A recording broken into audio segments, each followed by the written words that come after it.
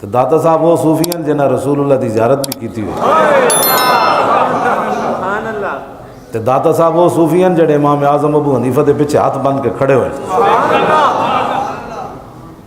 صوفی کا کوئی مذہب نہیں ہوتا, صوفی سب کو ہی ساتھ لے کر چلتا ہے. میں نے کہا تو کتوں کڈی ہے صوفیت بھائی؟ تو اسلام کے خلاف بغاوت کرتا ہے. تجھے کس نے کہا دین کا ہے جی؟ اپنا منہ جڑا صوفیاں والا نہ ہوئے بندہ تے صوفیاں دی جناب صف وچ بندہ کھڑا ہو جائے. فاروق اعظم دے زمانے چ ایک بندہ نوجوان چل رہے سی جویں بزرگ چل رہے, تے آپ نے وہ کنڈے ڈنڈا ماریا. آپ نے فرمایا لا تمت علینا دیننا اماتک اللہ, فرمایا ساڈا دین برباد نہ کر, اللہ تینوں برباد کرے. فرمایا جب تو صوفی نہ ہے تے صوفی والی چال کیوں چلنا؟ یہ بندہ صوفیزم کے نام پر تم دین کے غیرت کو ختم کر سکتے ہو. صوفی سے بڑا غیرت مند دنیا میں ہوتا ہی کوئی نہیں ہے.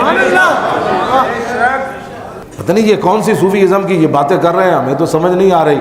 یہ اسلام کے اندر ایک نیا کوئی فتنہ کھڑا کرنا چاہتے ہیں. ہمارے سارے صوفی, داتا صاحب نے یہ کشف المعجوب شریف کے اندر صوفیاء کے باب باندھے ہیں, اور اس باب کے اندر صوفیوں میں امام حسین کو بھی لائے. اور یہ لکھا ہے کہ جب اسلام کی حدود پامال ہونے لگی تو امام علی مقام تلوار لے کر میدان میں آ گئے. یہ صوفی ہیں. داتا صاحب نے یہ لفظ لکھے ہیں.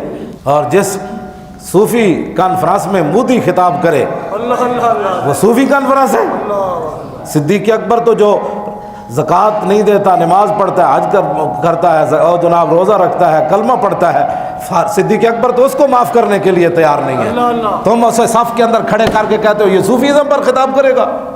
ہندو, اس کو کیا پتا ہے صوفیزم کیا ہوتا ہے؟ صوفیزم کے بارے میں پوچھنا ہے تو داتا علی حجویری سے پوچھو, یا خواجہ اجمیری سے پوچھو, یا مجدد الفسانی سے پوچھو, یا محبوب الہی سے پوچھو, یا بابا فرید الدین گنج شکر سے پوچھو, یا اعلیٰ حضرت بریلوی سے پوچھو.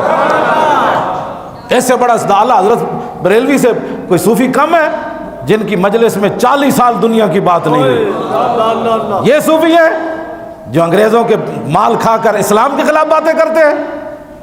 یہ صوفی ہے جو انگریزوں کے ملکوں میں رہ کر ان کی نیشنلٹیاں لے کر صوفیزم پر خطاب کرتے ہیں. صوفی مجدد الفسانی ہے. آپ ایک جگہ تشریف لے گئے تو اس علاقے کا پانی جو ہے وہ کھارا تھا. آپ کے مرید گنگا سے پانی دور سے بھر کر لائے پینے کے لیے, یہ پانی کھارا ہے. تو امام ربانی مجدد الفسانی نے جب دیکھا کہ میرے مرید بڑا دور سے پانی بھر کے لائے, یہ صوفی ہیں, آپ نے فرمایا اب یہ پانی پینا کسی نے نہیں ہے. انہاں کیا حضور اسی تے بھر کے لے آیا بڑا دوروں پین واسطے. آپ نے فرمایا اے جڑا دوروں تسی پانی بھرن گئے ہو نا, اے ہندوؤں نال مشابہت ہو گئی.